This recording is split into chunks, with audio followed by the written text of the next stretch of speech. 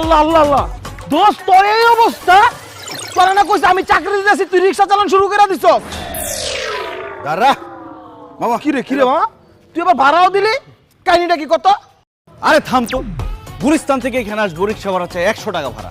আমি বললাম 50 টাকায় যাবেন, সে বলে কি 20 টাকায় যাবো যদি আমাকে পিছনে বসে আপনি রিক্সা চালান। ব্যাস কথা কই স্যার ধরা খাই গেল, পিছনে বসে আমি নিয়ে আসলাম 100 টাকার ভাড়া 20 টাকা দিয়ে আসলাম। কেমন হলো ব্যাপারটা? তোর কিপটামি অভ্যাসটা গেল না ছোটবেলার মতো এখনো কিপটা রয়ে গেলি। তাই বেটা কিসের কিপটা, আমি হইলাম মিতব্যয়ী।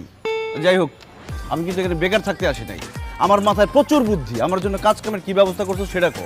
হ্যাঁ ওই খান সাহেবের ফ্যাক্টরিতে তোর লেগে একটা চাকরির ব্যবস্থা করছি। বাহ, বেতন কত? 5,000 টাকা। হাট বেটা, এই 5,000 টাকা বেতনে চাকরি করার জন্য আমি ঢাকা শহরে আইছি? আমি আইছি ঢাকা শহরে শর্টকাটে বড়লোক হইতে। এই 5,000 টাকা বেতনে চাকরি করলে আমি তো 5 জন্মে বড়লোক হইতে পারবো না।